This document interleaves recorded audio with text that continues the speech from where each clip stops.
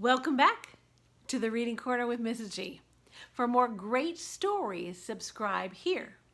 And if you like the Berenstain Bears stories, take a look. There's quite a few books. This one's called The Berenstain Bears and the Bad Habit, which I'll read in just a moment. But you might also check out The Berenstain Bears and the Week at Grandma's, or The Berenstain Bears and Too Much Birthday. Can you ever have too much birthday? Or The Berenstain Bears and the Messy Room. Or The Berenstain Bears and the Trouble with Friends. They're all written by husband and wife Stan and Jan Berenstain. This one is called The Berenstain Bears and the Bad Habit. Sister Bear, who lived with her mama and papa and brother in the big treehouse down a sunny dirt road deep in bear country, had been going to school for quite a while. First, there was nursery school, which was pure fun, playing with dolls and blocks, rolling clay snakes, and scribbling with crayons. Next had come kindergarten. That was fun too.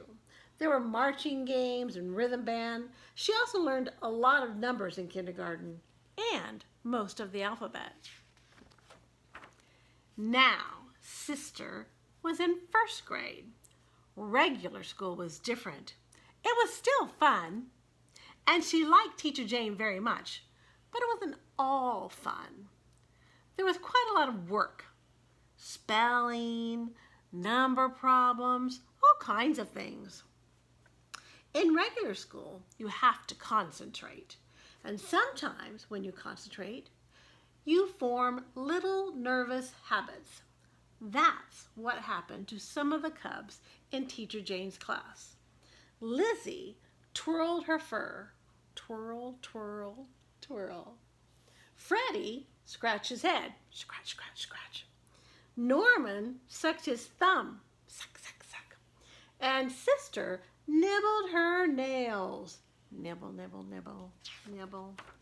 Before she knew it, she had nibbled them down to nubbins. In fact, she nibbled them down so far that some of her fingers were getting sore. "Oh dear," said Mama Bear to Sister when the cubs got home from school one day. "You've nibbled your nails down to nubbins. In fact, you've nibbled them clean off. How did it happen?" "I'm not exactly sure, Mama," Sister said, "but some of them are getting sore." Said Mama. "Well, here's what we'll do. We'll put a little medicine on the sore ones and bits of adhesive tape on all of them. That will remind you not to nibble, and it will give them a chance to grow back." The bits of tape helped Sister remember not to nibble, but they also got in the way when she tried to do certain things. It was very hard to hold a pencil with tape all over your fingertips, or tune the TV, or scratch when you have an itch. And when Sister tried to play jacks, she couldn't get any higher than twosies. But worst of all, the bits of tape told the whole world that Sister Bear was a nail biter. The next morning, when Sister lined up for school, Lizzie Bruin and some others began pointing and teasing. "Sister nibbles her nails! Sister nibbles her nails!" It didn't take Sister long to decide to pull off those bits of tape. And without the tape, she forgot to remember not to nibble. She forgot during school. She forgot on the bus. She even forgot as she and Brother climbed off the bus. "You're going to have to cut that out, sis," said Brother, "or you'll get to be a regular full-time nail biter." "I'm afraid your brother's right," said Mama, who was organizing the wheelbarrow for some garden work. "I don't mean to nag, but nail biting is a very difficult habit to break." "Habit?" asked Sister, making fists so that her nubby, nibbled off nails wouldn't show. "What's a habit?" "That's a good question," said Mama. "Come along while I plant these tulip bulbs Grizzly Gran sent over, and we'll talk about it."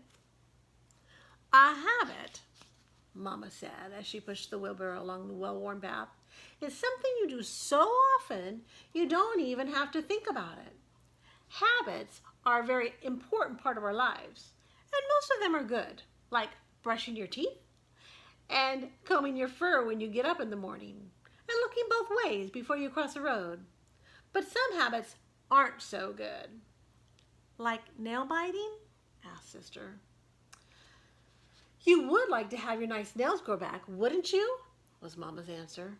Oh, yes, said Sister, but I keep forgetting. Why is it so hard to remember? Well, said Mama, it's sort of like this path. I've wheeled this wheelbarrow over it so many times that it's worn a deep rut right down the middle. And it keeps getting deeper every time I use it. Why, it's so deep now that I can't get out of it without a little help. That's the way it is with a bad habit. The more you use it, the harder it is to get out of. Here, this is where I want to plant the bulbs. What about my nail biting habit? Asked Sister as she helped Mama out of the deep rut. How am I going to get out of it? You just need a little help, that's all, said Mama. Let's plant Gran's tulips while I think about it. And later, I'll talk to your papa. He may have some ideas. I could read the riot act to her, suggested Papa. You know, nail biting is an outrageous, disgraceful habit, and if you don't stop it immediately... Dear me, no, said Mama. Nail biting is a kind of nervous habit, and shouting and threatening will just make her more nervous. I suppose so, said Papa thoughtfully. Perhaps some sort of reward would help. A bit of money. Let's say a dime for every day she doesn't bite her nails. Before Mama could answer, Sister Bear, who had been nervously nibbling in the next room, popped in and said, A dime! 10 whole cents every day just for not biting my nails? That's right, said Papa, until the habit's broken. I'll never nibble again, she said as she thought of all those lovely dimes she was going to get. But the way it turned out, she didn't get a single dime. All she got was discouraged. A day is a long time, and habits are powerful, especially bad habits. Even with the promise of a dime, Sister couldn't remember not to nibble. Mama and Papa got discouraged too. Oh well, sighed Mama. Life goes on. I must call Gran and thank her for the tulip bulbs. Oh, you're very welcome, my dear, said Gran when Mama called. And how is everything at your house? Is that so? You know, I was a nail biter when I was a cub, and my mama helped me to stop. What have you tried so far? Well, I think you're on the right track with the dime. But instead of a dime, instead of giving it to her at the end of the day... But an interesting idea, said Mama, as she listened to wise old Grizzly Gran. So, they tried Gran's idea. Instead of a dime at the end of each day, they gave Sister 10 pennies, 1 for each nail, at the beginning of each day. 10 pennies to keep, unless she nibbled. And with those pennies in her pocket, jingling when she got on the school bus, jingling when she jumped rope in the schoolyard, just waiting to be remembered when some nail needed to be nibbled, the plan worked. Not perfectly. It's hard to break a habit, and Sister had to get back some of those pennies. But in 10 days, she had 93 pennies. But even better, she had 10 fine fingernails. Great for picking things up, tuning the TV, and scratching itches. And the next time she played jacks, she got all the way to tinsies.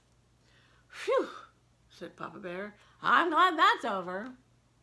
Yes, indeed, agreed Mama, breathing a great sigh of relief. That's when Brother Bear looked at his fingernails and piped up, You know, I think I might start biting my nails. I could use the money. I certainly hope you're joking, roared Papa. Because if you're not, I'm joking, interrupted Brother. And he was. Sort of. All right, so hopefully you can break your bad habits. Anybody have a habit of biting their fingernails? All right. Again, go to the Reading Corner with Mrs. G for more great stories.